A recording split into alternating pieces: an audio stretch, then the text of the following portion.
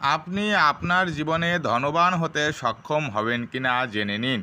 দেখুন, আপনার হাতের যে রবি পর্বতটা রয়েছে, যে সূর্য পর্বতটা রয়েছে, সূর্য পর্বতটা যদি উঁচু হয় এবং একটু গোলাপি ধরনের হয়, এবং এই সূর্য পর্বতে যদি একটা মধ্যম কিংবা উত্তম কোনো রবি রেখা থাকে, তাহলে কিন্তু আপনি অবশ্যই ধনবান হবেন।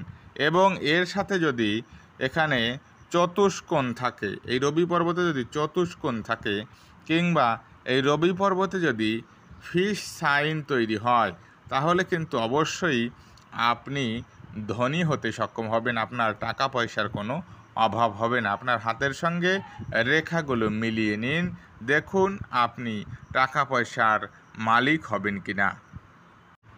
দেখুন, আপনি মানুষের কাছে জনপ্রিয় হবেন কিনা। যে সকল চিহ্ন থাকলে আপনি মানুষের কাছে জনপ্রিয় হবেন, দেখুন, প্রথমে দেখতে হবে এই চন্দ্রক্ষেত্রটি।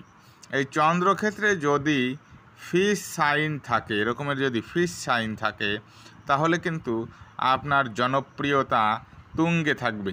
এরপরে দেখুন, এই চন্দ্রক্ষেত্র থেকে যদি কোনো ভাগ্যরেখা উদয় হয়, এই চন্দ্রক্ষেত্র থেকে ভাগ্যরেখা উদয় হওয়া অত্যন্ত শুভ বলে মনে করা হয়। এবং এই বুধের ক্ষেত্রে, এই যে বুধের ক্ষেত্রটি রয়েছে, এই বুধের ক্ষেত্রে যদি এরকমের কিছু রেখা থাকে, এরকমের বুধের ক্ষেত্রে যাদের রেখা থাকে, এদের কথা বলার ধরন অত্যন্ত সুন্দর হয়ে থাকে।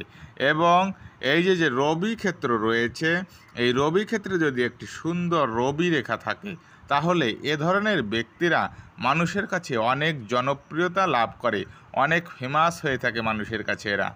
দেখুন আপনার হাতের দিকে মিলিয়ে এরকমের রেখা আপনার হাতে আছে কিনা, আপনি মানুষের কাছে জনপ্রিয় হবেন কিনা।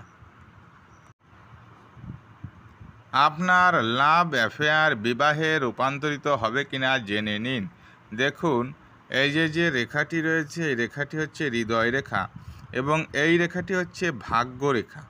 যদি এই ভাগ্য রেখা থেকে কোনো রেখা বেরিয়ে এইভাবে হৃদয় রেখাকে স্পর্শ করে, তাহলে কিন্তু আপনার লাভ অ্যাফেয়ার বিবাহে রূপান্তরিত হওয়ার সম্ভাবনা 99% রয়েছে।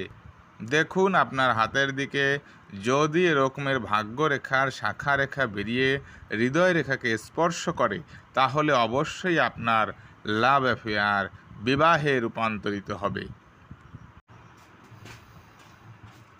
আপনার হাতে রবি পর্বতে কি ক্রস চিহ্ন আছে? জেনে নিন ক্রস চিহ্ন থাকলে কি হয়।